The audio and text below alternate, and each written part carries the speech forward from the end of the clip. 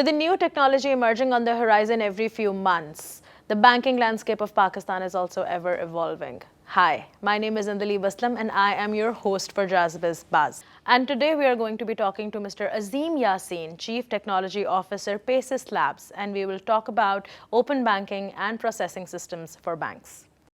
Assalamu alaikum ji, kya haal hai aapke? ठीक ठाक. Thank you so much for coming on to our program. It's an honor for us to have you here. It's an honor for me to be here too. So we have been actually talking to a lot of chief executive officers and chief commercial officers besides that, but I think it's very rare for us to host somebody who has a very nice technology background. So why don't you start by telling us how you started your career, kahan se shuru kiya aur Paysys tak kaise pahunche?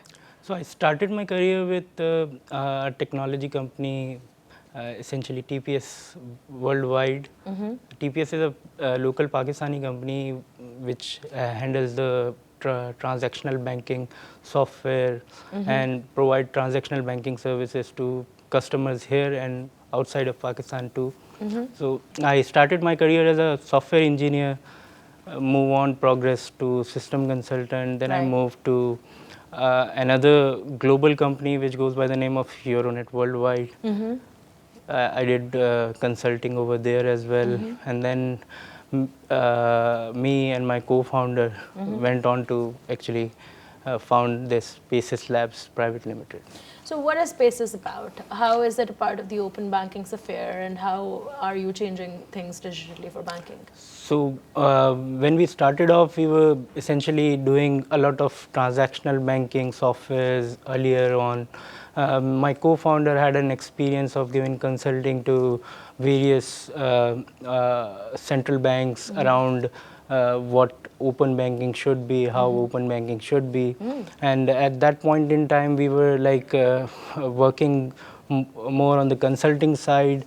And at that point in time, like UPI, NPCI in India was emerging as a pioneer of like open banking platforms and all these things. And at that point in time, like we were doing consulting around these lines, like what should be an open banking be about. And at that point in time, like we were essentially engaged by big consulting companies as a subject matter experts. Right. Around how open banking should be structured and all these things. Right in parallel, we essentially started developing a software that should support this transformation into open banking. And we developed it completely here in Pakistan, and then we went on to actually like providing that software to companies here in Pakistan, outside of Pakistan too. So our first initial deployment was not in Pakistan, outside of Pakistan, in Philippines, Indonesia, and we were essentially using an open source software which was developed by Bill and Melinda Gates Foundation, Moja Loop. So we did a deployment of Moja Loop.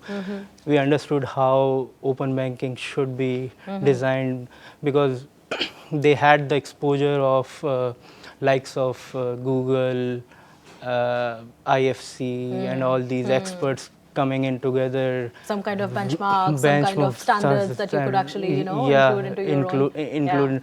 So all that information was essentially being coming to us in an open platform, and it's already there. It's out there. You can go out and actually look through their documents and all these things. And sort of find the right fit for Pakistan's market and the right policies to implement over here. Exactly. So we were doing like development. In parallel, we are developing a software that could essentially support, and right at that point in time, essentially local regulator, State Bank, decided to introduce RAST, and we were you can say, a right fit for banks to actually select to connect to RAST. So that's like digitalization on the public side as well, and which is actually massive, क्योंकि banks privately जो भी कर रहे हैं वो तो एक छोटे level के ऊपर ही करते हैं ना, तो that's actually a very bigger level.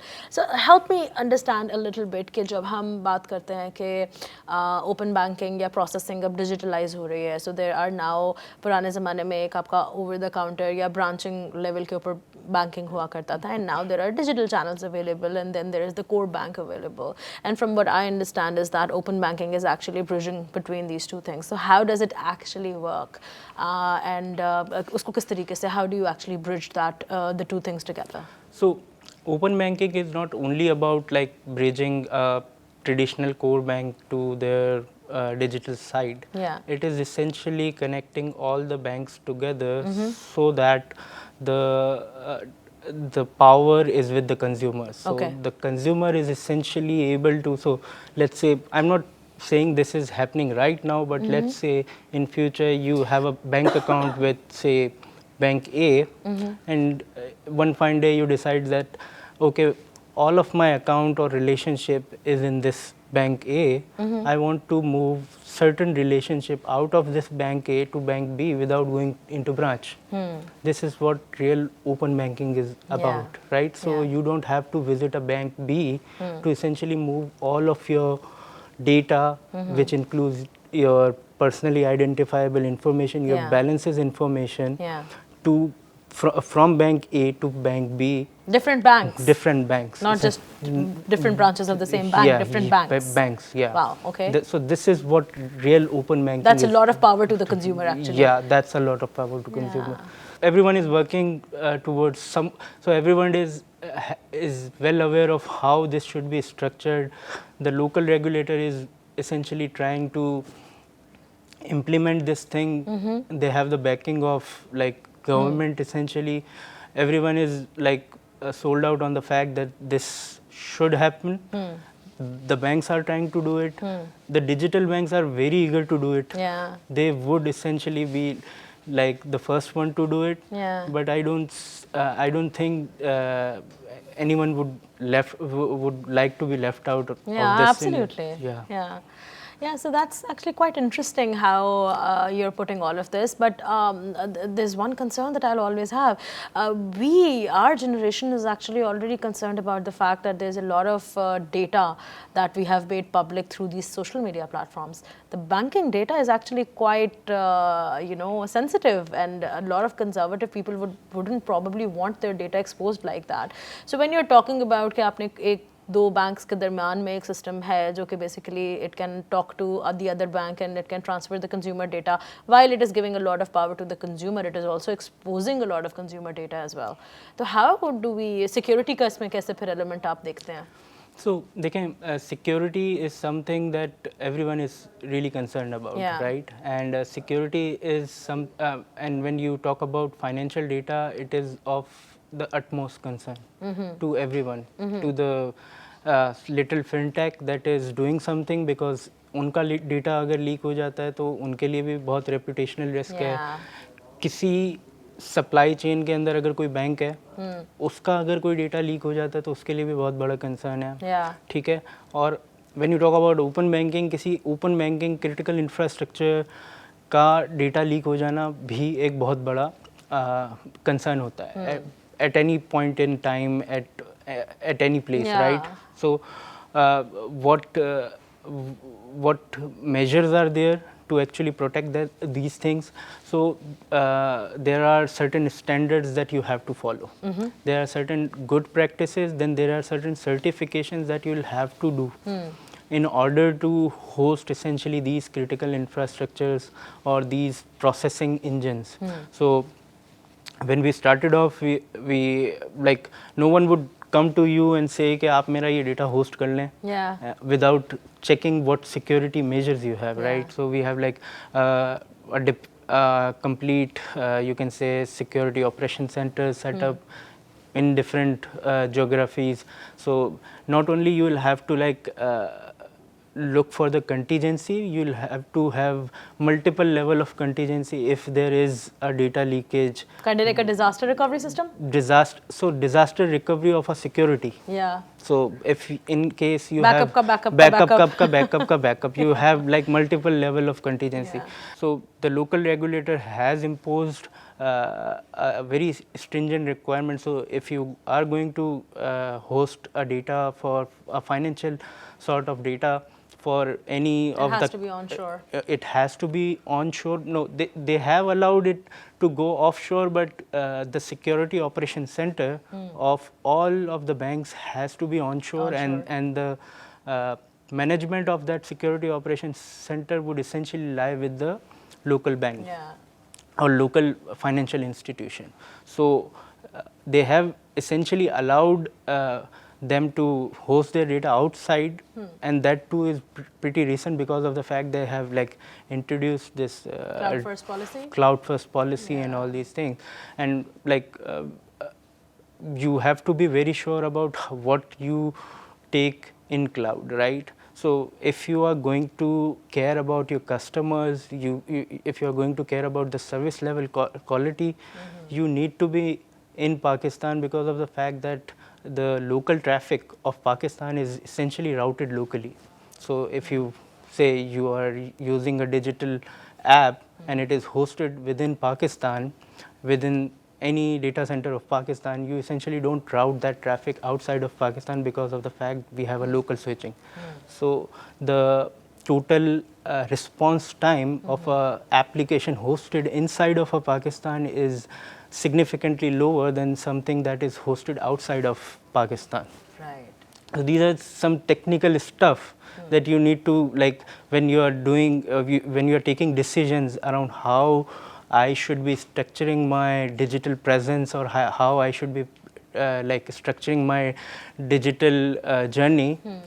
These are the things that typical CIOs think about. So and if the need be, you can always develop an ecosystem of partnerships and work together as well. Obviously, like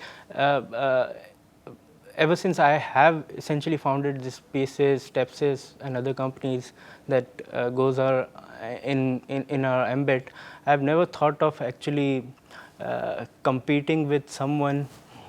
Let's also talk about a little कि हमारी जो इस वक्त गरज के साथ jazz का जो क्लाउड प्लेटफॉर्म है उसके साथ जो पार्टनरशिप है Paysys की, how is that working for you, and how do you think that is bringing a change in the Paysys ecosystem? So when we started actually, so what happened was that we were actually scaling up pretty quickly. So last 2-3 years has been like a real nightmare in context of a CTO, because you have racks filling out and you have like requirements coming in left, right, center. We need to do this thing, we need to do this thing. I cannot go out and say my team book jao abhi, arrange kar rahe hain, theek hai. So at that point in time we were like we were looking for the data centers and all these things. Whenever I take a decision, I take a very conscious decision. I look around all the aspects. As all engineers do. Yeah. So at that point in time, I was looking into all the possible values that actually can be seen in a context. So you rightly asked me a question earlier: how do you take care about this data security and all these things? So I was very curious on the fact that this thing will come in. Not right now, but down the lane, this thing will definitely come in. Banks would definitely ask us that secure कैसे कर रहे हैं, आप host कहाँ कर रहे हैं, exactly, redundancy का level क्या है, and if you ask me, I had a checklist, and Garage essentially filled out that checklist pretty quick, right? So you're tier 3, you are ISO 27001, you are PCI DSS. Okay, where is your data center? You have two grids coming in, check, and you have like a proper security personnel sitting in, doing all the thing that has to be done. So that is something that was really like encouraging for me, right? And then there are certain aspects to it, like when you're hosting an entire infrastructure for multiple organizations, you have to be like very cautious about how you are going to expose that data to the internet, right? And there are like there are some organizations which essentially have become a critical infrastructure to the internet. So Cloudflare being one of them, right? So Cloudflare is something that I can like surely say this much information they have about how internet is being used in Pakistan. This is something that no ISP individually would have. So because most of the traffic is essentially being routed either by one of their node, or they have become a primary DNS to most of the infrastructure that's being run on the internet, right? So Garage essentially provided us with that Cloudflare relationship pretty seamlessly, right? So we don't have to worry about how we will have to send remittance to Cloudflare. That is something that has to be like that was covered because Jazz Already taken care of. yeah, so Jazz has a enterprise relationship. They were partners of Cloudflare. We only had to like call in certain people in Jazz. Our proposal was sent to us like in an hour, and within 2 hours the decision was there that we are doing it with Jazz as quickly as possible. These are the like things that essentially Garage provides to us, and I can couch on these guys, and I cannot go out and call someone in say Azure or AWS to actually set this thing up in say 15 days. They'll have their processes, they'll take sweet amount of time, but since Jazz Garage is a local entity, we are pretty much comfortable working with them and having things done quickly. So there had been times I've called Garage guys at like 3 a.m. and they have actually picked my calls. So that's the level of commitment. That's the spirit of customer obsession that we house in Jazz, and we are actually very, very committed to it as well. So I'm really glad to hear this. Yeah. So thank you so much, Azeem. It was a very interesting and insightful conversation. It's always interesting to find, these little details that we miss out when we are reading articles or actually, looking at things on the surface. I'm really impressed by the education that you have given to us today. So thank you so much for coming on our show. It is a pleasure. We will be back with another episode of Jazz Biz Buzz. Stay tuned. Allah Hafiz. Jazz Business, designed to help you grow.